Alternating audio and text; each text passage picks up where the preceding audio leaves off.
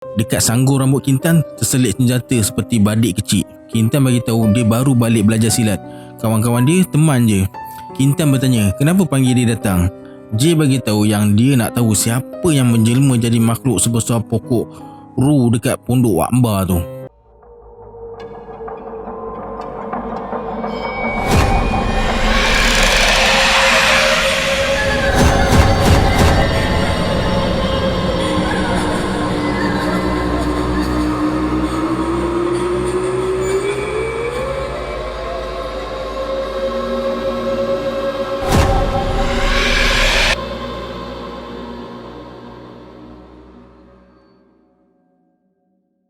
Assalamualaikum semua, kembali lagi bersama saya Syarul. Baiklah, dalam video kali ini kita akan sambung cerita Minyak Pengasih Hunian yang mana terlepas part 1. Saya letakkan link dekat sini. Yang belum subscribe tu, sila subscribe cepat dan tekan loceng notification sekali. Susah betul lah nak sebut benda ni. Okey, tanpa membuang masa lagi, jom let's jump to Rabak Seram.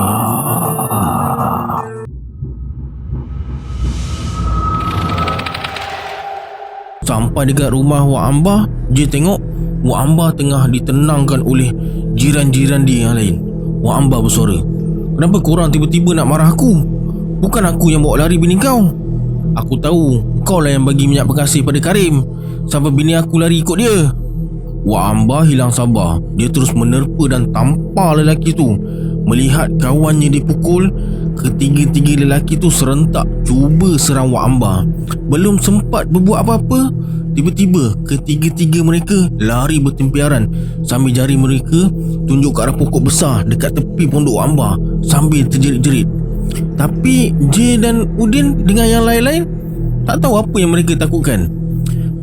Mereka berlari ketakutan seperti nampak sesuatu yang menyeramkan. Jay tengok Wak Amba tenang je. Kemudian disuruh lelaki yang kena tampar tadi balik. Lelaki tu terus ambil motornya dan bergegas pulang. "Korang semua balik, jangan kacau aku," kata Wak Amba kepada mereka semua. Jay pun balik dengan pelbagai persoalan yang bermain di minda. Keesokan harinya, di setiap kedai makan, kecoh orang bercerita tentang Wak Amba. Berbagai-bagai cerita negatif yang Jay dengar. Jay pun naik geram dengar banyak cerita yang berbentuk fitnah. Ada yang kata Wak Amba bela hantu, Wak Amba bomoh semerang, dan Wak Amba ahli sihir. Semua kesalahan diletak pada bahu Wak Amba. Petang tu, lepas solat asar, Jay ke pondok Wak Amba. Jay belanja Wak Amba ABC dengan mi bandung guna duit upah petik kopi tu. Alhamdulillah, adalah upah sebanyak RM40 petik kopi selama 8 hari. Sampai dekat pondok Wak Amba tengah bakar sampah. Jay bagi salam dan terus duduk dekat pangkin tepi pondok dia. Lepas jawab salam, Wak Amba bertanya, "Kau bawa apa tu?" "ABC dengan mi bandung, Wak." Dia terus masuk ambil 2 mangkuk sudu dengan garpu. "ABC ni kau minum. Wak tak boleh minum sejuk sangat. Setakat teh ais boleh lagi," katanya. Sambil makan tu mereka berborak macam biasa. Jay sengaja tak nak buka cerita pasal pergaduhan semalam. Dia nak Wak Amba sendiri yang buka cerita. Lepas makan barulah dia bercerita. Jay hulurkan rokok daun dan tembakau. Wak Amba bersuara, "Banyak duit kau beli mi, ABC dan rokok ni lagi. Duit upah petik kopi, Wak. Rokok dan tembakau ni bapak saya suruh bagi kalau saya kemari." "Oh, okey. Terima kasih." Wak Amba marah betul dengan lelaki bernama Karim tu. Dia bagi Karim minyak pengasih sebab Karim cakap dia berkenan dengan seorang gadis kampung sebelah dan bercadang nak berkahwin dengan dia. Rupa-rupanya dia menipu. Karim gunakan minyak pengasih tu untuk pikat pula isteri orang. Lelaki yang datang semalam dipercayai suami kepada Fida, perempuan yang lari ikut Karim tu. Harun, suami si Fida ni, dapat maklumat yang Karim ada jumpa Wak Amba seminggu sebelum larikan Fida. Dia syak Karim gunakan minyak pengasih yang Wak Amba bagi untuk pikat isteri dia. Kabarnya Karim dan Fida lari ke Sekincan, Selangor. Itulah cerita yang Wak Amba dengar dari Saleh, peniaga warung dekat tepi sungai. Harun dan Karim ni adalah pelanggan tetap warung Saleh tu. Mereka berdua juga berjiran. Entah macam mana si Karim ni boleh jatuh hati pula dengan si isteri Harun tu. Wak Amba bersuara, "Kalau tahu Karim nak pikat bini orang, mustahil aku nak bagi. Kau tengoklah nanti, hidup Karim pasti tak selamat. Kalau tak mati dekat tangan Harun, adalah benda lain yang bunuh dia." Benda lain? Otak J dah terfikir orang bunian je. Siapa lagi yang Wak Amba maksudkan kalau bukan bunian? J biarkan Wak Amba luahkan isi hatinya. J langsung tak menyampuk. Hinggalah Wak Amba bertanya pendapat J. "Kalau kau jadi aku, apa kau buat?" "Saya ni budak lagi, Wak. Mana dah saya tahu. Cuma pada saya memang patut Wak tampar Pakcik Harun tu. Sebab pada saya dia tak hormat Wak. Dia boleh cakap elok-elok apa." "Wak, dah terlanjur cerita ni. Wak bagi tahulah apa yang kawan Pakcik Harun nampak sampai lari lintang pungkang semalam." "Diorang nampak makhluk sebesar pokok ru. Tu yang lari tak cukup tanah." Wak Amba cakap, "Dia tak panggil pun. Sahabat dia dekat alam sana yang datang. Kalau dia dalam keadaan bahaya, pasti mereka datang membantu." J berkata, "Sebesar pokok ru? Hantu raya ke, Wak?" "Kepala otak kau. Bunian tak sama dengan hantu raya lah, bodoh." Setepek J kena bodoh petang tu. Nasib baik orang tua. Nak je aku rembat, bisik hati J. J diam je, tahan geram sebab Wak Amba kata dia bodoh. Sedangkan yang J tahu, kalau besar macam pokok ru tu hantu raya. Wak Amba bersuara lagi, 2-3 hari lagi aku nak ke Gunung Ledang. Kau nak ikut? Minggu depan saya dah mula periksa SPM lah, Wak. Lepas periksa boleh lah. Kau marah ke aku cakap bodoh dekat kau tadi?" J hanya menoleh ke arah dia tanpa menjawab. Kemudian Wak Amba datang dan tepuk bahu J. "Jangan ambil hati. Kadang-kadang bila kita marah, kita tak dapat kawal perasaan. Masa tu kita pun main sebut je. Apa kita nak sebut?" Sebelum maghrib, J dah balik rumah. Sebaik saja J masuk ke rumah, adik perempuan dia cakap tadi Doyok datang penyambut dia sebab ada game petang tu dekat Rengit. Esok dia pulangkan. J dan Doyok ni berkawan baik. Dia main bola sebagai last man dan J pula sebagai stopper. Hari ni tim Rengit panggil dia main. Kadang-kadang mereka berdua dipanggil bermain untuk tim lain-lain mungkin. Satu perlawanan dibayar RM50. Kalau menang akan ditambah lagi RM30. Malam tu, lepas solat isyak, Bapak J panggil menghadap. Dekat depannya ada sebotol air. Bapak J bersuara, "Kau minum air penerang hati dan ruqyah ni. Biar kau ingat balik apa yang cikgu ajar. InsyaAllah air ni juga boleh buang unsur-unsur negatif dalam badan. Air ni bapak minta dari Kiai Haji Kamari dekat Parit Raja. Nanti bila dah habis SPM, bapak hantar kau belajar dengan dia. Belajar agama dan ilmu kebatinan." J pun minum secawan masa tu juga. Bapak J ni memang menitik beratkan hal-hal yang berkaitan dengan akidah. Sebab tu walaupun J baik dengan Wak Amba, dia larang belajar apa-apa sebelum merujuk pada bapak dia. Selepas berbual, J pun masuk bilik nak tidur. Sebelum tidur, J baca mentera untuk panggil Kintan datang dalam mimpi. Mentera tu diajar oleh Wak Amba dalam bahasa Suryani. J cuma nak tahu menjadi atau tak mentera tu. Memang menjadi mentera yang Wak Amba ajar tu. Malam tu, Kintan datang dalam mimpi dengan 2 orang kawan dia. Semua perempuan berpakaian serba putih. Hanya Kintan yang berpakaian macam ahli silat. Dekat sanggul rambut Kintan terselit senjata seperti badik kecil. Kintan bagi tahu dia baru balik belajar silat. Kawan-kawan dia teman je. Kintan bertanya kenapa panggil dia datang. J bagi tahu yang dia nak tahu siapa yang menjelma jadi makhluk sebesar pokok ru dekat pondok Wak Amba tu. Kintan cakap yang menjelma tu adalah pendamping atau pengawal Wak Amba. Makhluk tu tinggal dekat Gunung Ledang dan pendamping Wak Amba tu ialah saudara kandung ibunya. Wak Amba dah dianggap keluarga oleh masyarakat bunian dekat kaki Gunung Ledang tu. Dekat kaki Gunung Ledang tu pula ada banyak perkampungan bunian dan setiap perkampungan ada penghulunya sendiri. Hanya sebilangan kecil je yang dapat berjumpa puteri Gunung Ledang. Kebanyakannya tertipu dengan jin yang menyamar jadi puteri Gunung Ledang. Menurut Kintan lagi, kalau J nak jumpa puteri Gunung Ledang, dia boleh aturkan pertemuan tu. Sebab ayah Kintan selalu berhubung dengan puteri Gunung Ledang. Setiap bulan, penghulu perkampungan Bunian akan berkumpul dan bermusyawarah dengan Puteri Gunung Ledang. Selepas berbual panjang, Kintan pun minta diri untuk pulang. InsyaAllah kita akan jumpa nanti, katanya sebelum mengucap salam. Bila J tersedar, dah terdengar alunan bacaan suci Al-Quran dari surau kampung dia. Dah nak masuk waktu subuh, kata J dalam hati. Pagi tu masa J tengah pakai kasut sekolah, bapak J pesan nanti lepas balik sekolah dia suruh J pergi rumah Cikgu Wahab, jemput dia datang ke rumah malam esok nak buat kenduri doa selamat. Kemudian J pun bergerak menuju ke perhentian bas. Sampai dekat perhentian bas, J tengok ramai pelajar berkumpul. Doyot bersuara, bas first trip tak sampai lagi. Tu yang ramai J. Biasanya second trip tak ramai macam pagi ni. Bud kau, petang ni aku pulang kan? J hanya mengangguk. Tak lama kemudian bas sekolah sampai, tapi J tak dibenarkan naik. First come first serve, kata driver bas sekolah tu. Bas penuh sesak. Doyot pun bergayut dekat pintu bas. Lambat aku macam ni. Tak lama kemudian sebuah bas lagi sampai, tapi bila J tahan, dia tak nak berhenti. Penuh juga. Ini bermakna pagi tu hanya 2 buah bas sekolah je yang beroperasi. Masa J melangkah nak pulang ke rumah, terdengar bunyi hon motosikal. Bila J toleh, Sioli melambaikan tangan.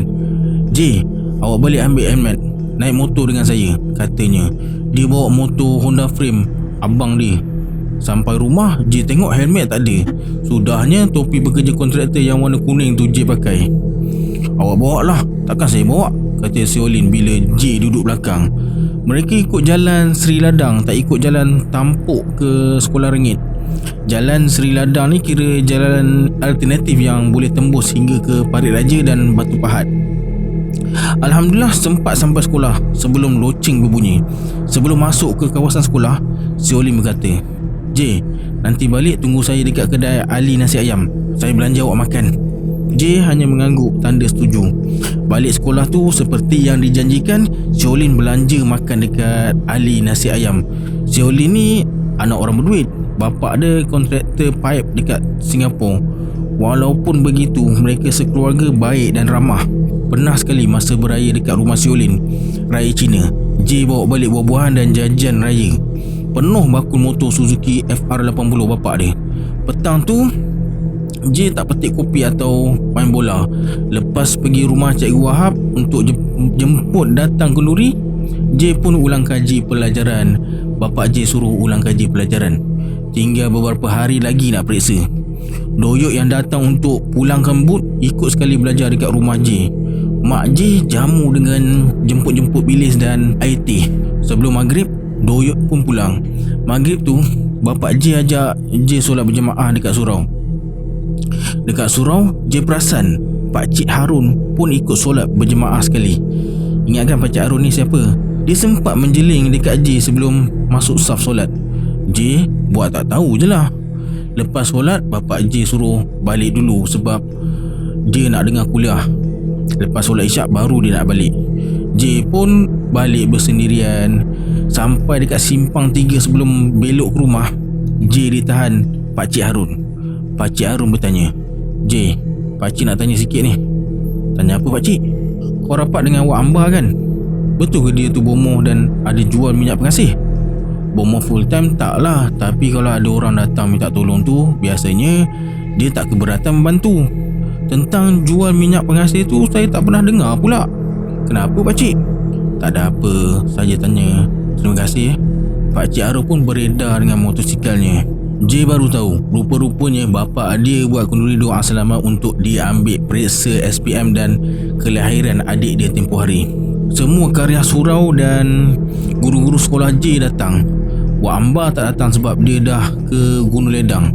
Orang lelaki duduk dekat ruang tamu, sementara dekat dapur pula ada beberapa orang adik-beradik Mak J dengan kawan-kawan dia. Mereka semua kenal J dan ada di antara mereka yang J tak kenal. Majlis selesai lebih kurang pukul 10.30 malam. Selepas tetamu pulang, J tolong kemas dapur dan cuci pinggan mangkuk. Mak J yang masih dalam pantang tak dibenarkan masuk ke dalam dapur. Bapak J suruh adik-adik dia tolong J. Kemudian Mak J bersuara, J, kau tolong nyalakan api dekat jamban. Mak nak buang air besar. Baik mak. Masa tu jamban dekat luar rumah. Kalau setakat nak buang air kecil dekat dalam bilik air dalam rumah boleh.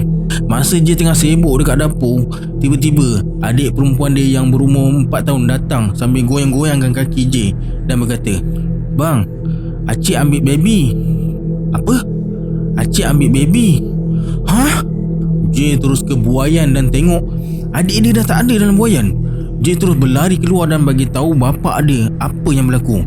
Bapak J yang tengah berbual dengan imam surau terkejut dengar berita tu. Mak J terus meraung sebaik saja masuk ke dalam bilik dia. Terkejut dan sedih bila tengok buaian tu dah kosong. Adik J bagi tahu ada seorang makcik bawa bayi tu keluar, tapi seorang pun tak perasan bila dia masuk. J pun ikut panik sekali. Bapak J pula dah jadi macam orang kebingungan. Imam surau berusaha tenangkan dia. Mak J bersuara, "Ngah, pergilah rumah Wak Amba. Dia tak ada, pergi Gunung Ledang." Kemudian Pak Imam suruh Bapak J panggil Haji Akib, imam 2 surau tu. Bapak J dan Pak Imam terus ke rumah Haji Akib. J syak ini mesti kerja orang bunian. Tak lama kemudian Haji Akib datang. Dia baca sesuatu sebelum masuk ke dalam rumah. Lepas tu dia bertanya, "Buaian bayi dekat mana, Mat?" Bapak J terus bawa Haji Akib ke dalam bilik. Haji Akib pegang buaian bayi dan cium kain buaian tu. Ada orang pinjam sekejap ni, InsyaAllah dia pulangkan, kata Haji Akib. Haji Akib ni ialah seorang guru kanan perguruan bela diri wali suci ajaran Maha Guru Andi Bhatia. "Boleh aku bercakap dengan anak kau kejap?" tanya Haji Akib pada Bapak J. Haji Akib tarik J ke pintu dan bertanya kalau J ada berkawan dengan orang bunian atau tak. J mengiyakan dan dia nak pinjam batu yang Kintan bagi tu. Kemudian Haji Akib genggam batu tu sambil seru nama seseorang dan bercakap dalam bahasa yang tak difahami. Haji Akib mengangguk macam tengah berbual dengan seseorang. Kemudian dia pulangkan batu tu dan pergi dekat Bapak J. Haji Akib berkata, "Mat, jangan risau, InsyaAllah sebelum subuh dia pulangkan. Kemarin bidan tu belum puas pegang bayi kau. Ni dia cakap dia pinjam sekejap. Anak kau pun boleh panggil dia apa?" Bapak J jeling ke arah J. Kemudian pandang wajah Mak J yang tengah bersedih tu. Lepas tu Haji Akib minta diri untuk pulang. Masa bersalaman, Bapak J bagi sikit duit, tapi Haji Akib menolak dan berkata, "Aku banyak kebun, Mat. Duit tu kau masukkan je dalam tabung masjid." Bapak J ucapkan terima kasih berulang kali pada Haji Akib. Sebaik saja Haji Akib beredar, Bapak J panggil dia dan berkata, "Inilah risikonya kalau kita tak berhati-hati dengan orang bunian." J hanya diam tanpa berkata apa-apa. Lepas berbual kejap dengan kedua orang tua dia, J pun masuk tidur. Malam tu sekali lagi J baca mentera untuk panggil Kintan datang dalam mimpi. Kali ni Kintan datang dengan ibu dia. J tengok Kintan tengah kendong adik dia sambil menciumnya berulang kali. J cuba panggil adik dia tapi suara tak boleh nak terkeluar. Kintan cakap akan pulangkan adik J sebelum subuh dan jangan risau, adik dia dalam keadaan yang selamat. Kintan beritahu juga yang Haji Akib tu ialah adik ipar ibu dia. Haji Akib berkahwin dengan makciknya sejak Kintan masih kecil lagi. Kemudian ibu Kintan datang dekat J dan minta maaf sebab buat J sekeluarga risau. Dalam mimpi tu J hanya menganggukkan kepala je. Tak lama kemudian mereka minta diri untuk beredar. Kintan melambaikan tangan sambil tersenyum selepas mengucapkan salam. Mereka berbalas senyuman. J perasan adik dia dipakaikan dengan gelang benang dekat tangan sebelah kanan. Alhamdulillah, Alhamdulillah. Ngah, baby dah ada. Suara Mak J yang kuat buat dia terjaga dari tidur. Masa tu Bapak J tengah ambil wuduk. Adik-adik yang lain pun ikut terjaga sekali. Bapak J terus meluru ke bilik dan dukung adik dia. Ketika itu juga terdengar laungan azan subuh dari surau berdekatan. Bapak J bersuara, "Alhamdulillah, dia tunaikan janji untuk pulangkan bayi sebelum subuh." Kemudian J terus mandi dan bersiap untuk ke sekolah. Pukul 6.20 dia dah sampai dekat perhentian bas untuk naik bas trip yang pertama. Tak ramai pelajar pagi tu, jadi J dapat duduk. Biasanya memang J berdiri dari rumah sampailah ke sekolah, jarang dapat duduk. Sampai dekat pintu kelas, seorang pelajar tingkatan 4 panggil J. Chan Meme tertulis dekat name tag dia. Dia bertanya, "Awak J kan?" "Ya, kenapa Meh?" "Si Olin jatuh motor lepas hantar awak balik kemarin." "Teruk ke?" Mei kata tak serius sangat, cuma lengan kanan si Olin luka teruk sebab terseret atas jalan. Balik sekolah tu, J terus ke rumah Doyot pinjam motor dia nak ke rumah si Olin. Bapak J tak balik lagi, jadi dia tak ada kenderaan nak ke sana. Lebih kurang 10 minit J sampailah ke rumah si Olin. Anjingnya yang bernama Lucy menyalak kecil. Sebaik saja J turun dari motor, Lucy menyalak seolah-olah ajak J ikut dia ke dalam rumah. Ibu si Olin pelawa J masuk bila nampak dia berdiri dekat depan pintu. J tengok si Olin tersenyum sebaik saja J masuk ke dalam rumah. Ibunya minta izin ke dapur untuk buat air. Si Olin cakap dia terjatuh bila cuba elak dua orang perempuan yang tiba-tiba melintas beberapa meter dari rumah Wak Amba. Masa dia cuba bangun lepas jatuh tu, dia perasan salah seorang perempuan tu tersenyum tanpa datang tolong dia. Toleh kali kedua, mereka dah tak ada. J terdiam sekejap sambil cuba fikir kaitan antara perkara yang jadi dengan dia. Tak lama kemudian, Ibu Solin datang, pelawa J minum. J yang memang dahaga terus J minum. Kemudian ibunya masuk semula ke dapur dan biarkan mereka berdua berbual. Selepas hampir sejam melawat si Olin, J pun pulang. "Lamanya kau pakai motor, bapak aku bising tadi, dia nak pergi benut," kata Doyot masa J pulang ke motor. Lepas ucapkan terima kasih dan minta maaf pada Doyot, J pun balik. Sampai dekat rumah, Mak J bertanya, "Lambat kau balik? Ada kelas tambahan ke?" "Tak lama, tadi pergi tengok Amo yang bagi hadiah dulu tu. Dia aksiden motor." Lepas makan, J tidur kejap. "J bangun, asar dah nak habis tu," kejut bapak dia. J tengok jam dah dekat pukul 6.30 petang. Lama juga aku tidur. Lepas solat, J mandi dan bersiap-siap nak solat maghrib dekat surau. J cadang nak jumpa Haji Akib dan berbual dengan dia kejap. Bila azan berkumandang, J terus ke surau yang jaraknya cuma 150 meter dari rumah dia. Habis saja imam baca doa, J terus jumpa Haji Akib dan bertanya tentang kisah perkahwinan dia dengan orang Bunian. Haji Akib terus tarik J keluar dan berbual dekat tempat ambil wuduk. Haji Akib mengaku memang betul apa yang Kintan ceritakan. Keluarga Bunian dia tinggal dekat kaki Gunung Pulai, Pontian. Sebulan sekali dia akan ke sana. Haji Akib berkata, "Tolong rahsiakan perkara ni. Bapak kau tahu sebab dulu aku pernah cerita dekat dia." Haji Akib nasihatkan J supaya berhati-hati sebab bila dah terjebak, susah nak lepaskan diri. Lagi-lagi kalau dah ada zuriat dengan orang Bunian. Lama juga mereka berbual dan berhenti bila azan Isyak berkumandang. Lepas solat Isyak, J pun balik. Malam tu J tidur awal sebab esoknya peperiksaan SPM dah mula. Esok kertas bahasa Malaysia. J tak risau sangat sebab dia yakin boleh jawab. Kertas prinsip akaun je yang dia tak berapa bagus. Tingkatan 4 J kelas sains, tapi disebabkan tak minat fizik. Tingkatan 5 J tukar kelas perdagangan. Bising bapak J bila dia tahu. Esok pagi bas sekolah tak ramai pelajar. Semua bercuti sebab kelas digunakan sebagai dewan peperiksaan. Kantin pun tutup. Setiap hari kena bawa bekal sendiri. Begitulah rutin J sepanjang minggu peperiksaan tu. Terasa lega bila dah habis periksa. Setiap hari J pergi petik kopi dekat kebun Aceh sejak habis periksa tu. Seminggu 6 hari bekerja. Satu hari J pastikan dapat 4 tin. Dia cadang nak simpan duit tu untuk buat bekal merantau nanti. Masa J dekat kedai basikal, dia terserempak dengan Uding. Uding berkata, "J, Wak Ambak dah balik." "Bila dia balik?" "Aku tengok tingkap pondok dia terbuka tadi." Lepas siap tambal tayar basikal, J terus ke rumah Wak Amba. Memang betul, dia dah balik. Masa J sampai, Wak Amba tengah betulkan tali gitar dia. Tek tek tek tek tek tek.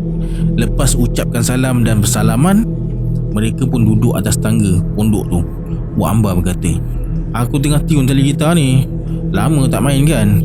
SPM kau macam mana?" "Tak tahulah Wak. Bulan Mac tahun depan baru keluar keputusan." Kemudian dia cerita dekat Wak Amba kejadian yang berlaku masa dia tak ada. Wak Amba cakap semua cerita tu dia dah tahu dari sahabat bunian dia. Wak Amba tak terkejut kalau kemalangan yang menimpa si Olin tu ada kaitan dengan bunian. Dia cuma suruh J redha dan serahkan semua urusan pada Allah. Wak Amba bersuara, "Aku dapat tahu Karim dengan Fida tinggal dekat Rawang. Mereka berkahwin lepas Fida habis edah. Percayalah cakap aku, tak lama lagi Karim akan terima balasannya sebab menipu aku dan larikan isteri orang. Pantang betul aku kena tipu. Lebih-lebih lagi bila melibatkan maruah dan dosa pahala. Orang macam Karim ni memang patut diajar." Masa dekat Gunung Ledang tu, Wak Amba bertapa untuk menambahkan rasa cintanya pada ilahi. Di samping itu, dia juga mendalamkan lagi ilmu perawatan dan ilmu kebatinan alam gaib. Itulah antara yang diceritakan pada J. Wak Amba bersuara, J, jom naik kejap. Tengok ni." Wak Amba cabut sebilah keris dan tunjukkan pada J. Cantik. Keris tu berlok 7. Keris tu dianugerahkan pada Wak Amba sempena tahun yang ke-25 dia bermasyarakat dengan alam bunian tu. Menurutnya, keris tu berusia ratusan tahun. Hulu keris tu berbentuk kepala ular telung. Bila kerisnya didirikan, hulu yang berbentuk kepala ular tu akan menghadap kiblat. Kata Wak Amba, dia hanya perlu cacakkan keris ke tanah untuk tahu arah kiblat. Subhanallah, kata J. Hebatnya kuasa Allah mengizinkan keris tahu arah kiblat. Lepas solat Zuhur berjamaah, J pun pulang. Sampai dekat rumah, J luahkan hasrat dia untuk merantau pada mak dia. Mak J berkata, "Mak tak kisah. Yang penting kau jaga nama baik orang tua. Jangan lupa asal usul. Jangan lupa Tuhan dan sentiasa merendah diri. Kalau keputusan SPM saya baik pun saya tak nak sambung belajar lah mak. Kesian dekat bapak kerja seorang. Abang dekat KL, kerja kerani pun gaji baru 250. Untuk diri sendiri pun tak cukup. Adik-adik yang 5 orang ni pun sekolah. Ni campur baby lagi. Banyak nak pakai duit mak. Nanti bapak kau balik, kau cakaplah dengan dia. Kau pun dah besar panjang." Mak rasa dia faham. Lepas berbual dengan mak dia, J ke rumah Hacik untuk ambil duit upah petik kopi. Sebelum balik rumah, J singgah kedai Saleh beli mi goreng 4 bungkus. Nak jamu adik-adik dia makan mi goreng. Petang tu, lepas bapak J solat asar dan berehat kejap, J bagi tahu hajat dia. Bapak J tak membantah, malah dia berjanji akan tanya kawan-kawan dia yang perlukan pekerja. J rasa gembira bila dia cakap macam tu. Malam tu J dan bapak dia berborak panjang sebelum tidur. Rupa-rupanya banyak kisah hidup bapak J yang dia rahsiakan dari J. Cerita bapak J tentang kehidupan masa dia kecil dan remaja jadi motivasi untuk J. Biar susah macam mana pun hidup kau, jangan sampai anak bini tak makan. Ingat pesanan bapak ni. Ini prinsip orang Jawa, katanya. Pagi esoknya J ke Samlah Store dekat Rengit beli jeans berjenama Hara. Seluar jeans pertama dia beli dengan duit sendiri. Balik tu J singgah kedai buah milik ayah kawan sekelas dia bernama Gan Susi. Kemudian terus balik. Sebaik saja J masuk ke rumah, bapak J bersuara, "J, kerja kedai buah kau nak tak?"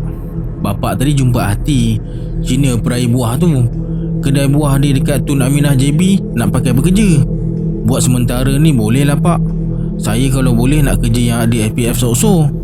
Kalau kau nak, kejap lagi kau beritahu dia. Rumah dia sebelah rumah Haji Akib.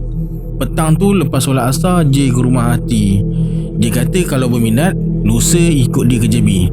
Lepas Hati terangkan serba sedikit tentang kerja dan gaji, J pun setuju.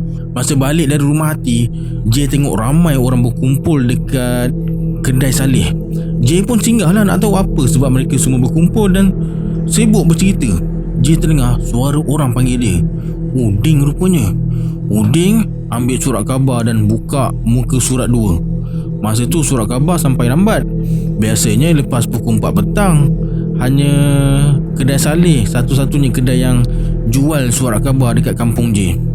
Terkejut J bila baca tajuk keratan berita tu. Seorang pengunjung air terjun Tempel Lepak di kuarteri hilang. Menurut apa yang disiarkan, lelaki yang hilang tu bernama Karim dan berasal dari kampung J ni. Gambar kad pengenalan mengesahkan mangsa adalah Karim yang menipu Wak Amba tu. Laporan polis dibuat oleh isterinya bernama Hafidah Mustafa. Fida ni janda Pakcik Harun. J terus beli surat khabar dan cepat-cepat ke rumah Wak Amba. Inna lillahi wa inna ilaihi raji'un, kata Wak Amba sebaik saja J tunjukkan berita kehilangan Karim. Wak ni, orang tu belum mati dah cakap innalillah. Wak Amba diam kejap. Kemudian dia lepaskan cangkulnya dan berkata, pada firasat aku, dia tak akan dapat ditemui. Janji dia dengan bersumpah dekat sini didengari oleh semua makhluk bunian. Mereka pun tentunya marah sebab minyak pengasas yang aku bagi dekat Karim tu dapat dari alam sana. Bila langgar sumpah, tanggunglah akibatnya. Tak lama kemudian Wak Amba suruh J balik bila tengok matahari dah nak tenggelam, dah nak dekat maghrib. Sampai kat rumah, J tunjukkan surat khabar tu pada kedua orang tua dia. Mereka berdua terkejut. J berkata, Mak, Bapak, lusa saya ikut hati ke JB. Saya setuju kerja dengan dia. Mereka saling berpandangan dan tersenyum. Sebulan selepas J kerja dekat JB, Udin bagi tahu yang Karim belum ditemui. Kehilangannya tak dapat dijejak walaupun gunakan unit anjing pengesan dan tok batin orang asli Gombak.